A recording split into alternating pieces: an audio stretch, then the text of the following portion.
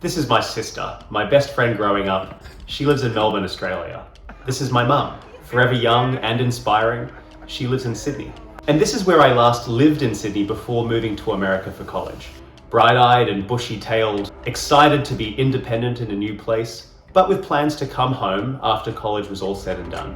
I've just returned to Australia on holiday, and it got me thinking, wow, how quickly 4 years turned into almost 15. Meaning I've spent about half of my life now living away from Australia, my family, away from home. Over that time, I've often struggled with what home means to me. Is it a place? More specifically, is it the place where I grew up, Australia? An island nation with a proud national identity that had a huge imprint on my personal identity. Is it the place I live in at a moment in time, which, when measured over a time span, can give home a quality of transience? Or is it where the heart is, as they say, which means home can be distributed across space and time? The truth is, I think it's all of these things, or none of them, and it's seesawed and changed as I've moved to new places, introduced new people into my life, and gotten older. Home isn't so simple. If you'll permit me a quick trip down memory lane to a classic Aussie film that helped to expand my definition of home early on. The Castle tells a story of a family that battles to save their house, their castle, from compulsory acquisition by the city of Melbourne because, to them, their house is built with more than bricks and mortar. It's built with memories and love. What are you calling an eyesore, Daryl? It's called a home, you dickhead. Home to the Kerrigans is still tied to a physical structure, but the value of that structure is emotional and irreplaceable. Institution, it's Marbo, it's justice, it's law, it's the vibe, and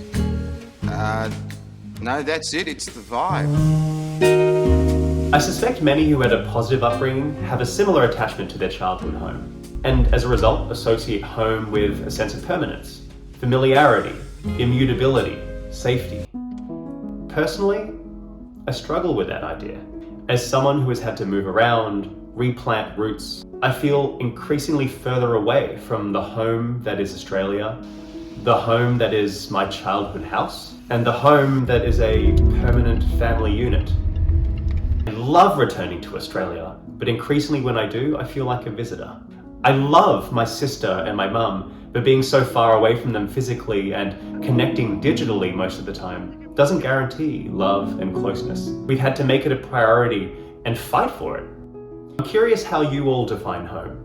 Is it tied to a place, to people, to memories? Has it changed over time? Are there contradictions? Here are a few things that have helped me make sense of the complex notion of home, and perhaps you can relate to some of them.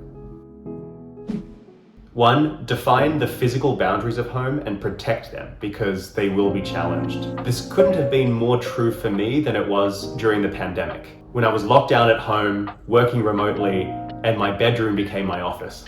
For several months, I was desperate to leave the house. And so the freedom, safety, and privacy that home represented gave way to a sense of isolation and confinement. Secondly, find your people, your tribe, who love and support you, and cherish them with all your heart. For me, this is my beautiful wife Jojo, my sister Rachel, my mum, my extended family, and closest friends. Wherever I am physically, having them in my corner provides the safety, security, and belonging of home. Last but not least, home will always be somewhat tied to a physical place. Where you grew up is a part of who you are that you always have access to, but that you are not indefinitely tied to. For me personally, it's helped to think of Australia as a touchstone that I can return to, but that I don't need to depend on for protection and belonging. I might compare it to a memory bank vault or checking account that I can always withdraw from and deposit into. Or train tracks no longer in use and overrun by tall grass, but that still carve a line in the earth and remind me of where they've taken me.